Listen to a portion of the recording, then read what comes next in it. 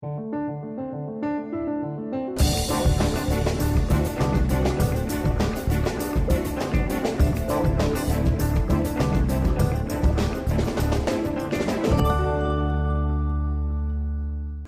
ambiente es el conjunto de elementos naturales y sociales que se relacionan entre sí haciendo realidad, y muchas veces sueño, el cotidiano milagro de la vida.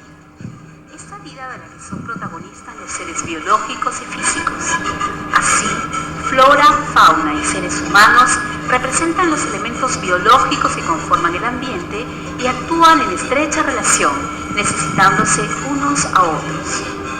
La educación ambiental es por ello esencial para una formación pedagógica integral de los estudiantes del país, porque tiene como meta desarrollar una educación inclusiva que asegure la formación de ciudadanos que conocen, comprenden y ejercen sus deberes y derechos ambientales, considerando las características propias de su localidad y respetando la cultura e interculturalidad en los aprendizajes tendentes al objetivo central de una educación de calidad, en el marco de la cual todas las instituciones de nuestro ancho y esperanzado país asumen el compromiso de ser seguras, saludables y ecoeficientes.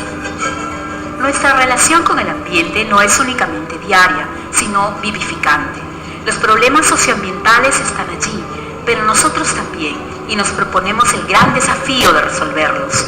La contaminación, la pérdida de los bosques tropicales, la degradación de los suelos, el cambio climático y el cambio de los ecosistemas son todas oportunidades para educar a las actuales y nuevas generaciones a través de un enfoque que permita que los componentes de gestión pedagógica, gestión institucional, educación en ecoeficiencia, en salud y en gestión del riesgo se articulen en una propuesta transversal que alcanza a todo el país y que es, por tanto, descentralizada, participativa y proyectada a base de resultados. Y no podía ser de otra manera, porque dichos problemas socioambientales afectan la vida y su hábitat natural, provocan enfermedades y trastornos, dañan de manera permanente la supervivencia de las especies y tienen otros efectos que debemos insoslayablemente enfrentar para hacer realidad sobre la vasta tierra que nos cobija el desarrollo sostenible.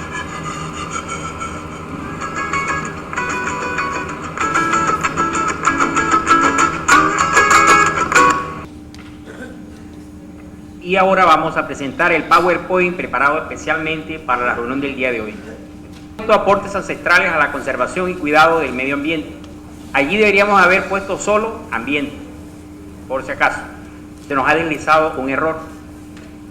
Seguimos adelante. En una sola lámina hemos querido sintetizar algo así como la historia de la educación ambiental. Por eso decimos que la primera educación que existió fue la educación ambiental. ¿Por qué? Porque la educación ambiental se refiere a cómo nos relacionamos con nuestro entorno, cómo sobrevivimos en el entorno y cómo nos solidarizamos entre sí para poder seguir viviendo. Entonces la primera educación que hubo fue la educación ambiental. Por eso ponemos allí que todas las demás son derivaciones particulares de esa visión. Desde los neandertales hasta la actualidad los seres humanos hemos desarrollado diversas formas de educación ambiental, aunque no siempre con resultados favorables. Ejemplos de que no ha sido favorable: el desierto del Sahara, por ejemplo, o lo que ha ocurrido en el África Central, lo que ha ocurrido en Egipto, lo que ha ocurrido en Mesopotamia, lo que ha ocurrido en Mongolia, y para dar un ejemplo de acá de América, lo que ocurría en Tenochtitlán, en México.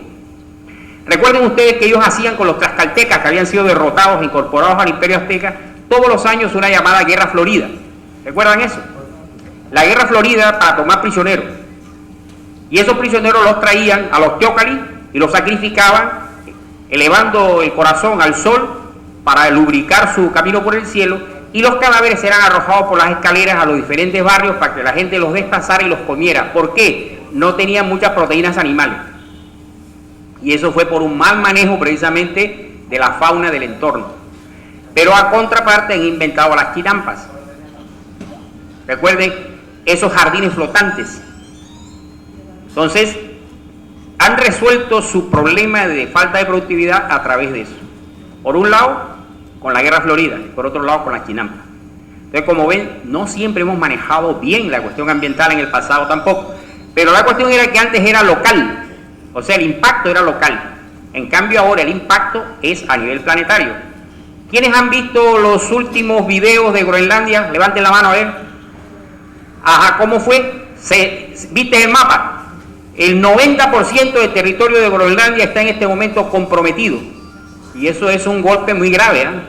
Porque si esa masa de agua ingresa al océano Atlántico, va a causar problemas a todos los países europeos, por un lado. Porque acuerden que ahí va la corriente del Gulf Stream.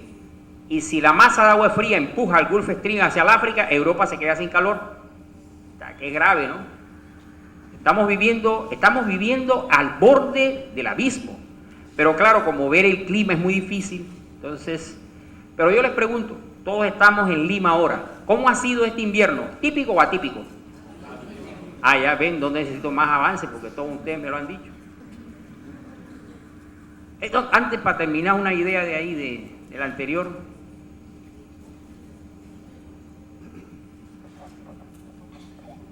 No, ya, pasemos nomás porque me demoro mucho. Tiene razón.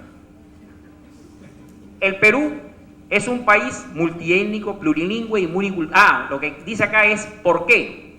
De la educación ambiental. El Perú es multiétnico, plurilingüe y multicultural.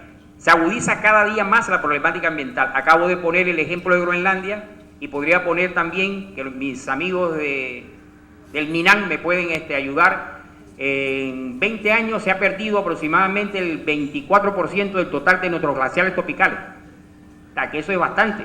Pero fíjense, además el Perú tenía, hasta el momento en el cual se hizo la primera evaluación, hace aproximadamente 25 años, tenía el 67% del total de glaciares tropicales del planeta. Así que cuando nosotros perdemos, pierde todo el planeta. El Perú es importante por muchas cosas, entre esas también por eso. Hay necesidad de otorgar valor a los saberes ancestrales e incorporarlo en el sistema educativo nacional. Por ello, Tito nos ha llamado la atención bastante, y es cierto. Tenemos que mejorar muchísimo. La educación es el vehículo de revaloración, recuperación y conservación de nuestro patrimonio natural y cultural, y además porque fortalecería nuestra relación armoniosa entre los seres humanos y el cosmos. Hay algo que es interesante. Vamos a tratar de hacerlo con un ejemplo bien chiquito. ¿Alguien tiene un objeto de platino acá? Es difícil, pero alguien que tenga de oro, levanten la mano, no importa. Haya una, por lo menos, dos. Muy bien, tres. Para que ese oro llegara allí, tuvo que pasar por la molienda estelar. ¿Qué significa eso? Ha tenido que pasar por más o menos 3 explosiones de supernova. O sea que cuando usted tiene ese anillo, o usted tiene la historia del universo en sus manos. Y si tenemos además pendiente que cómo hemos sido constituidos nosotros, ¿qué tenemos? Carbono, por ejemplo, fósforo, etcétera, en el cuerpo, eso ha tenido que pasar primero por las estrellas. O sea, nosotros somos seres estelares, somos seres que nos hemos formado a través de explosiones de estrellas. Allí mi amiga Bárbara se sonríe, pero es cierto, Barbarita, somos seres estelares. Y si además de eso lo unimos al hecho de cómo tenemos organizado nuestro cerebro, sistema nervioso y cuerpo en general, nos daremos cuenta que somos seres muy especiales. Fíjense, nosotros tenemos 10 a la 12 millones de neuronas. Tenemos 10 a la 13 combinaciones posibles a través de los axones y las dendritas. Tenemos 10 a la 14 respuestas, 10 a la 15 posibilidades y 10 a la 16, que es más o menos el número total de estrellas que existe en el universo en relación con nuestro cerebro. O sea, tenemos tanto cerebro como el universo hay. O sea que lo podemos entender. Así que nunca piensen ustedes que hay algo que no puedan comprender. Siempre va a haber neuronas para hacerlo. Eso sí, excepto cuando se toma demasiado alcohol, que se pierden muchas. Entonces ahí sí, ¿ya? Pero en general podemos, ¿ya? La próxima. ¿Cuál es la política nacional que tenemos? Gracias, es una cosa también interesante a destacar. Hay una política nacional que se hace entre 2 ministerios. Es la política de educación ambiental. Y se hace entre el Ministerio de Ambiente y el Ministerio de Educación. Eso quiere decir que es una política a 2 cabezas. Y ninguna de las dos puede dejar de lado a la otra. A mí me agrada, porque somos como gemelos. Y como yo le decía a Lisel hace un rato, Nosotros somos sus representantes en el Ministerio de Educación y ellos son nuestros representantes en el Ministerio de Ambiente y somos un solo equipo, solo que nos pagan diversos ministerios. Eso es, pero somos un solo equipo y trabajamos muy permanentemente. Y gracias a esa relación de hermanos que tenemos entre los dos ministerios, hemos podido ir agregando en el trabajo intersectorial a otros. En este momento hay un comité técnico multisectorial donde hay 8 ministerios y hay la invitación para que participe otro. Está la FAO y está la PCM. Es un grupo muy grande y hemos capacitado juntos. Eso es interesante, también es la primera vez que ocurre que varios ministerios son convocados a realizar una capacitación conjunta sobre el tema precisamente de educación ambiental. Bien, seguimos. Fomentar el diálogo y la interculturalidad en temas ambientales, especialmente respecto al uso y ocupación del territorio, del aprovechamiento sostenible de los recursos naturales, de la conservación de la diversidad biológica y de la provisión de servicios ambientales.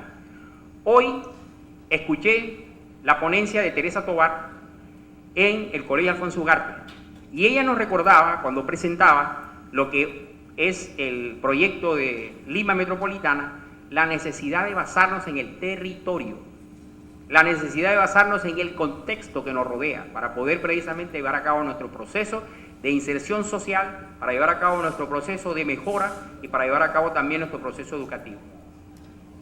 Creo que precisamente eso es un indicio de cómo la educación ambiental empieza a permear ya también todas las demás instancias que tiene en este caso representatividad el pueblo, ya sea en el caso de la municipalidad o en el Estado a través de nuestros ministerios. Y luego dice, nuevamente, fomentar la recuperación, puesta en valor y difusión de las lenguas y saberes ambientales ancestrales, así como de las buenas prácticas ambientales en la población.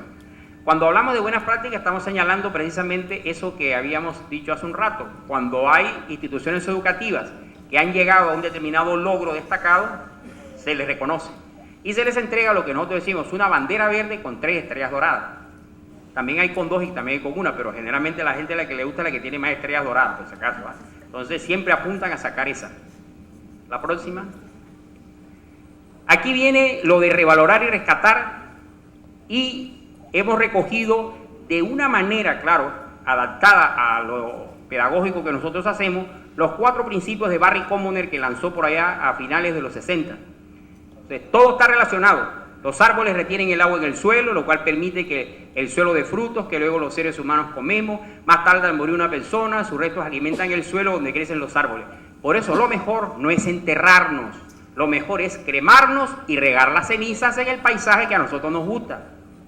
Claro, porque así alimentamos a los próximos seres que van a vivir. Y entonces nuestros átomos estarán presentes de manera real en otras personas, en otras plantas o en otros animales. Haremos precisamente el ciclo de la vida. Entonces eso de enterrarnos en un sitio y dejar que se quede allí la materia, para mí no es muy conveniente, por eso hemos preferido escribirlo de esa manera. Todo coexiste con su complemento específico, el día y la noche, el verano y el invierno, macho y hembra, lo biótico y lo abiótico, y entonces de esa manera nosotros explicamos que más allá de la dualidad existe la complementariedad. O podemos decirlo de otra manera. Es cierto que desde el punto de vista biológico, lo que voy a decir va a sonar un poco duro, pero después ustedes, los varones no somos necesarios. ¿Por qué? Porque la mujer lleva a cabo todo un proceso y si existiera una dotación genética que se colocara en sus úteros, los varones no seríamos necesarios. Claro que eso es cuestión de ciencia. Yo lo que me estoy refiriendo es para que ustedes vean hasta dónde podemos tirar el ejemplo. Hasta ahora sí nos necesitamos, más todavía tenemos un papel que cumplir. Recuerden que la madre nace con el hijo, pero el padre tiene que hacerse él. Si no hay predisposición, nunca vamos a ser buenos padres. Generalmente las madres sí son buenas, tampoco quiero decir que todas, siempre ustedes pueden recordar malos ejemplos, pero la mayoría de las mujeres sí son excelentes madres. Todo se corresponde y es armonioso entre sí. Precisamente aquí practicar el summa causa, vivir en armonía. Por ejemplo, para la leña usan los rastrojos de los árboles o las ramas más añejas en lugar de talar el árbol. Entonces, eso es un conocimiento ancestral. Pero ¿qué pasa? Que cuando nos destruyen nuestra cultura, empezamos a actuar de otra manera.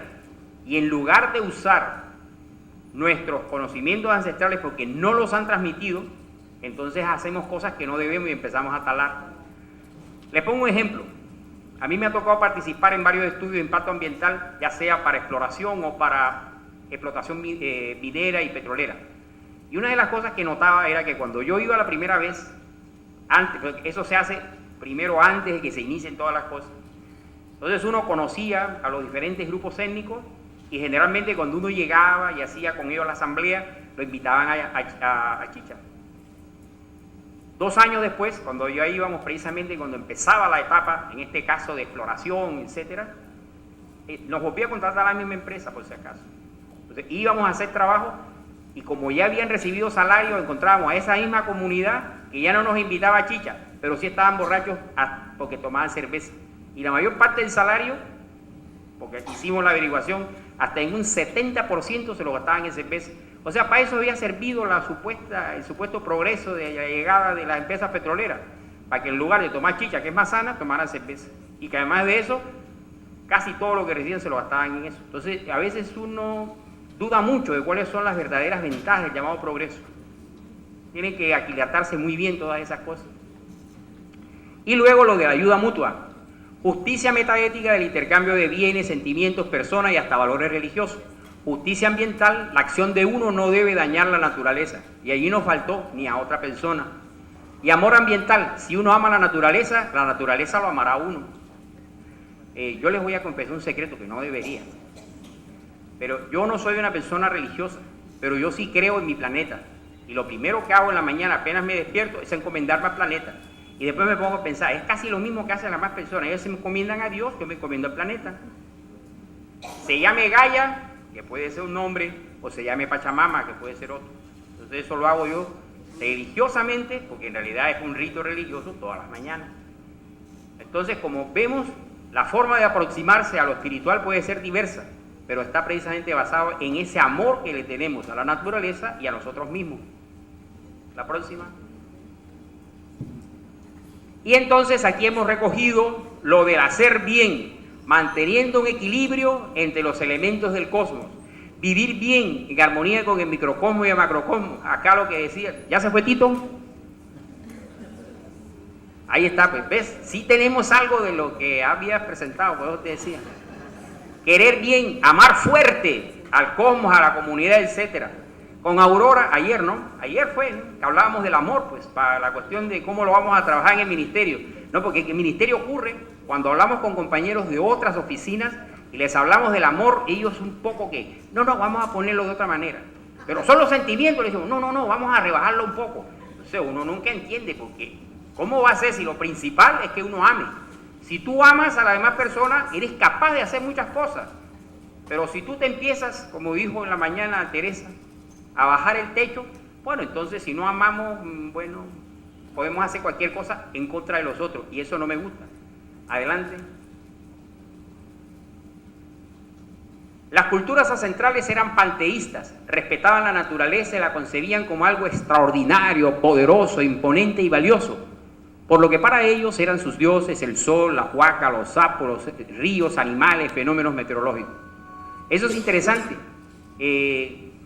Tiene una relación con una visión en la cual el mundo está animado, tiene alma. Y si el mundo está animado y tiene alma, tiene también algo así como un proceso de pensamiento. Ustedes deben haber oído de la teoría Gaia, de Lovelock. A ver, ¿quiénes de los que están acá han escuchado de la teoría Gaia?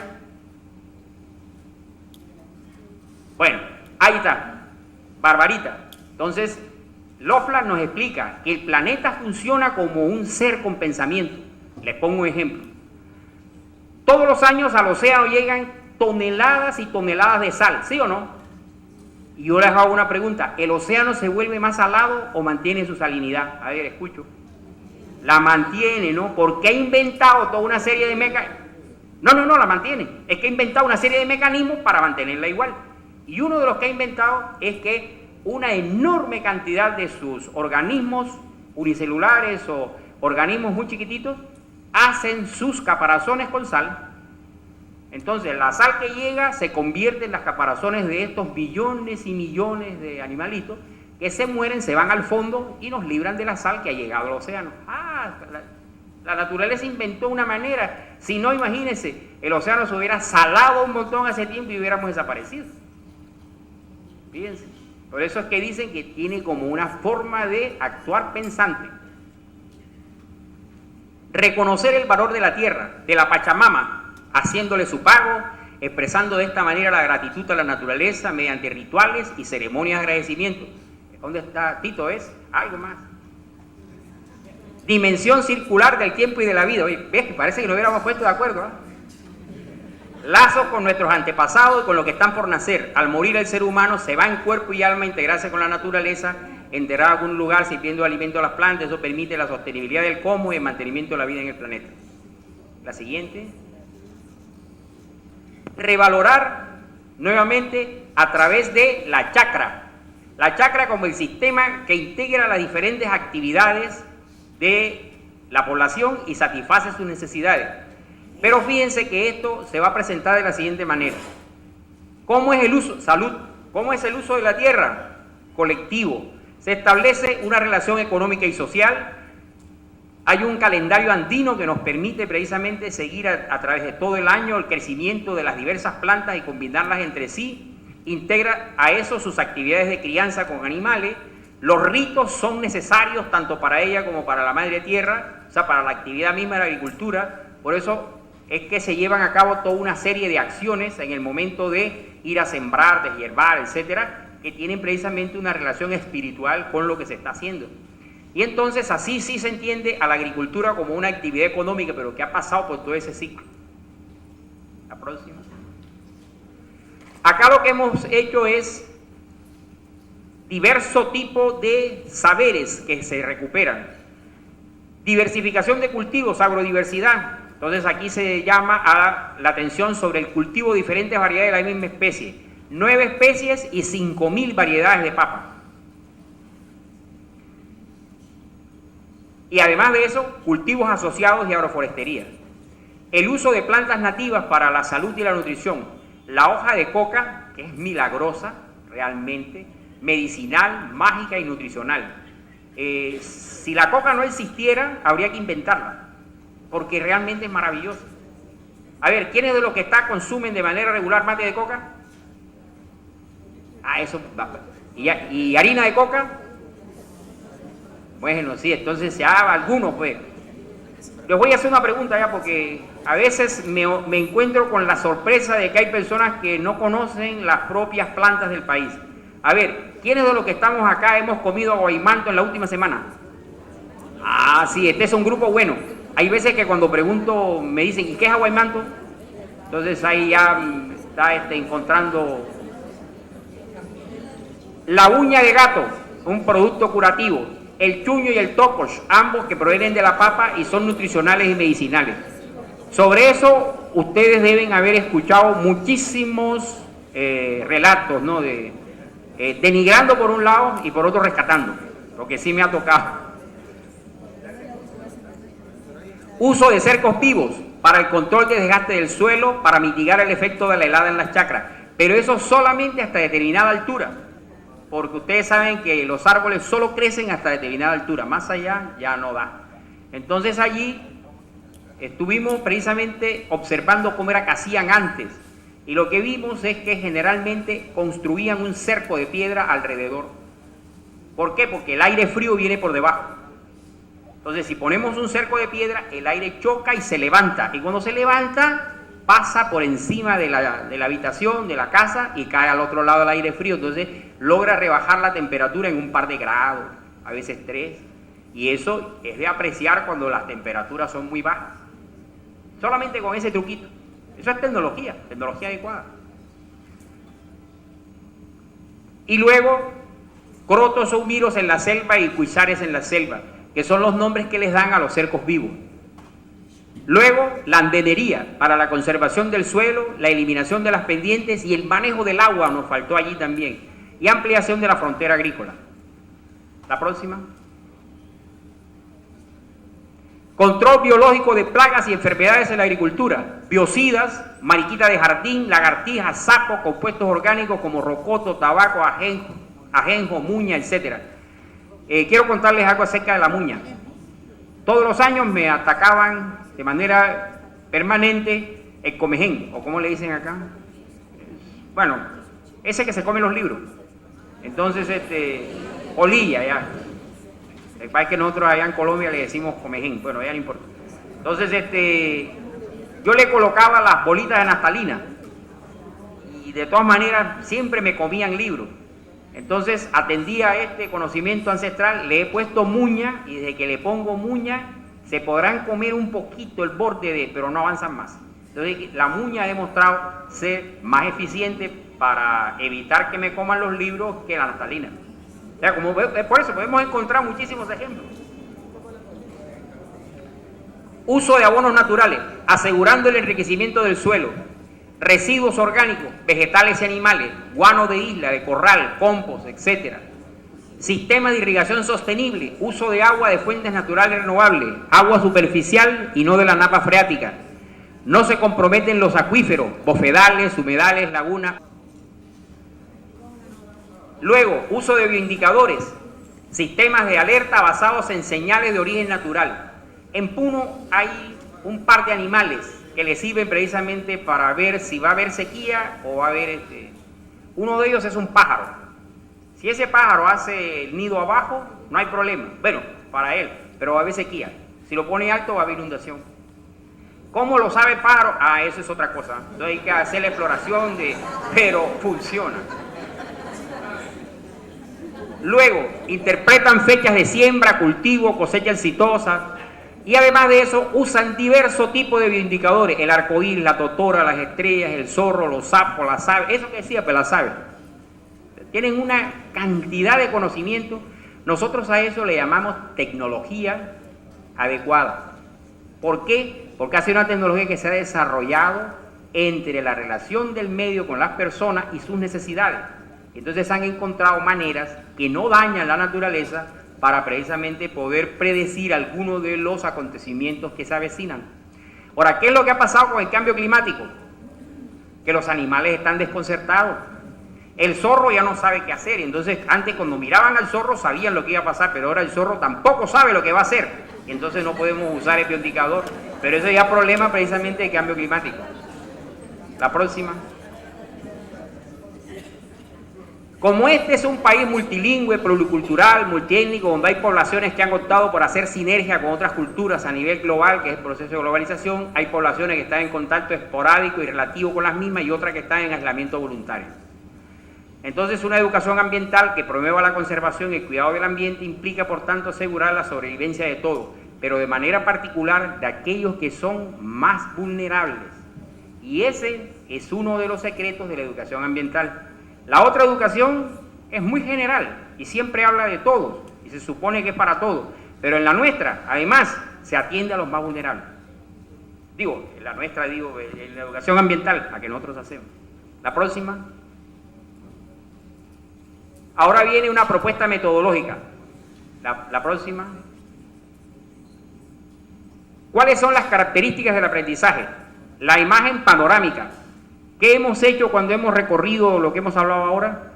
Desde los neandertales hasta la actualidad, ¿no? O sea, es una imagen panorámica. Enfoque holístico. Ustedes han visto precisamente que esa es la manera como vamos viendo las cosas. Metodología sistémica. Ustedes han visto cómo hemos ido integrando de mayor a menor, y el ejemplo precisamente que nos había puesto Tito y que también recogimos nosotros, el macrocosmo, el microcosmo, etcétera. Es integrador, es interdisciplinario, además también es multidisciplinario, transdisciplinario, todas esas cosas disciplinarias. Y actitud proactivo-prospectiva. La proactiva para producir aquellos eventos que necesitamos para poder llegar a lo que queremos, y prospectiva porque tenemos que tener una imagen de largo plazo, o por lo menos de mediano plazo, de a dónde queremos llegar con la educación ambiental. Si no tenemos imágenes de futuro, muy difícilmente llegaremos ahí. Porque se puede construir futuro, pero de cualquier manera. Por ejemplo, si no construimos el futuro que estamos precisamente tratando ahora de hacer, que sea multicultural, que tenga integración, inclusión, etcétera, muy probablemente en 20 años, no tendremos muchas plantas para comer, ni muchos animales, y muy probablemente tendremos para elegir entre gelatina amarilla y gelatina verde, nada más, y todo químico. Entonces, Eso es grave, porque vamos a perder calidad de vida. Y luego, ¿cuáles son esas características de la enseñanza? Observación, demostración, valoración socioemocional y productiva. Quiero decir con eso que se atiende a los diferentes aspectos de la persona. Somos seres múltiples, por lo tanto también tiene que haber, en este caso, características múltiples. La próxima. Oye, ¿qué pasó? Ah, no, ahí está. Ecosistema de río. Ahí está. Lo que hemos puesto ahora es un ejemplo de primaria. Cómo se puede integrar a través del currículo. Entonces acá tenemos la matemática, cálculos de volumen de agua en los sistemas de irrigación ancestrales a través del tiempo, ejercicios prácticos, proporcionalidad directa de los volúmenes de agua y vegetación, explicándolo como dos seres relacionados entre sí, dos entes relacionados entre sí. Comunicación, leen, comprenden, representan y exponen mitos y leyendas acerca del manejo ancestral del agua. Personal social, observar o interpretar signos y señas ancestrales que anticipan el comportamiento del agua en la naturaleza. Defensa del derecho humano al agua y del derecho del agua. Ah, por si acaso, en realidad no solamente hay derechos humanos, hay también derechos de la naturaleza. Lo que pasa es que como la naturaleza no habla, tenemos que hablar nosotros por ella. Eso sí. Educación religiosa, respeto profundo por el agua, adorándolo como una deidad viva que contribuye a la vida y el equilibrio. Educación por el arte, practica y entiende el sentido de las danzas rituales que veneran el agua como un elemento vital para la vida, y también elabora cerámicas y maquetas que representan el agua para la vida. Ciencia y ambiente, conocimiento de sistemas centrales de irrigación para agricultura. La próxima.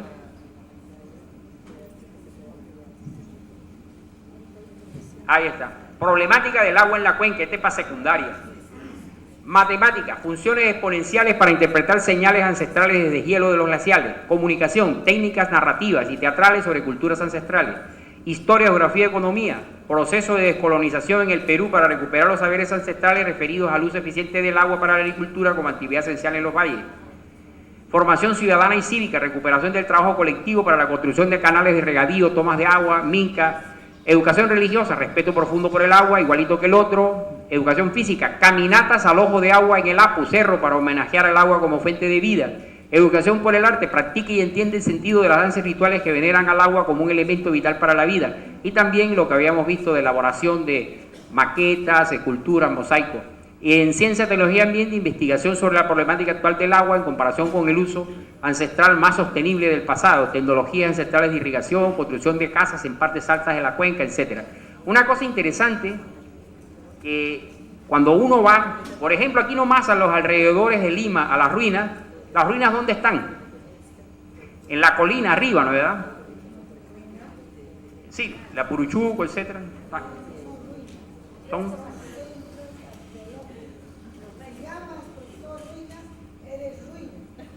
Tienes razón. Entonces, estos centros arqueológicos siempre están en la cúspide de las colinas. ¿Y por qué no los ponen abajo? Porque abajo van a ocupar tierra de cultivo. Entonces, fíjense que la visión que tienen es diferente de la que trajeron los españoles, donde ellos sí construían las ciudades en el valle. Y traen problemas para el río, porque arrojan precisamente sobre el río todo lo que... En cambio, cuando estás arriba tienes que encontrar una manera precisamente de manejar tus residuos sólidos. Y que no sea echarlo al río, porque el río no está tan cercano, está lejos. Como ustedes ven, hay una concepción diferente del uso del espacio. Y como diría alguien, arriba puedo ver de lejos quiénes vienen. Cuando estoy al mismo nivel me agarran de sorpresa. En cambio ahí no, ellos tienen su vigía y ven todo alrededor. Siempre me llamó la atención precisamente ese manejo del espacio. A ver, ¿me falta algo? ¿O hacemos? Ah, ya, educación para el trabajo, me falta una. Educación para el trabajo, prácticas en huerto basadas en gandería, irrigación ancestral, diversificación de cultivos ancestrales, por ejemplo, la variedad de papas. Ahora sí pasamos al otro. Y aquí lo que es la base teórica precisamente de todo lo que hemos dicho, que el aprendizaje significativo responde a una concepción, a la información, y que según eso tenemos ideas previas, tenemos actitudes favorables, buscamos la relación, nos apoyamos en el uso de diferentes procedimientos, tenemos organización, potencialidad, tenemos además de eso acomodación de conocimientos nuevos a conocimientos previos, etcétera, ¿no? Actividades de descubrimiento. Eso es algo que han elaborado además los estudiantes del Paulo Freire de Coma, de la manera como ellos lo han hecho, a partir, claro, de las orientaciones que se han dado. Y eso es una manera también de ir mostrando diversas acciones que llevan a cabo diversos estudiantes a lo largo del país. La próxima. Aquí tenemos un modelo de aprendizaje, que es el del acercamiento a la realidad con los saberes previos, la reflexión, meditación, etcétera, para la construcción del nuevo saber, la sistematización para la aplicación y la acción como práctica renovada y transformadora de la realidad. Para nosotros sí es importante remarcar una y otra vez la acción. Sin acción no hay educación ambiental. Y aquí tenemos estrategias metodológicas diversas.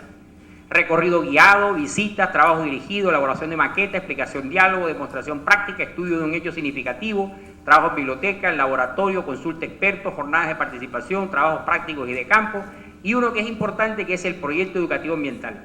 La próxima. Y aquí lo que mostramos es la manera como nos aproximamos a los saberes ancestrales a partir de la indagación, la investigación-acción, el aprendizaje basado en problemas y los proyectos educativos ambientales que nos permiten recuperar y fortalecer esos saberes ancestrales y practicarlos de manera propicia para conservar y cuidar nuestro ambiente. Y creo que allí, la próxima, es, creo que la última ya, estrategia de intervención curricular, el diagnóstico para la selección de las áreas de intervención, para llevar a cabo procesos de sensibilización, hacer la implementación curricular, ejecutar y evaluar. La próxima. Aquí viene algunas ideas de qué es lo que esperamos con eso. Aproximarnos a la mayor cantidad posible de estudiantes, usar estrategias específicas que sirvan de adaptación significativa al contexto. Para nosotros siempre es importante hacer una línea de base que nos permita precisamente saber cuál es la situación en la que nos encontramos cuando iniciamos nuestro proceso de educación ambiental, implementarlo en el proyecto curricular de centro como línea curricular, definir en el PCC las líneas de identidad cultural, la finalidad educativa, las estrategias de educación, la organización y el funcionamiento. La próxima. Y aquí tenemos las estrategias generales. Hay que establecer las finalidades educativas, las concreciones curriculares y los documentos a intervenir. Ahí están señalados cada uno de los que se necesitan para cada una de esas acciones. La próxima.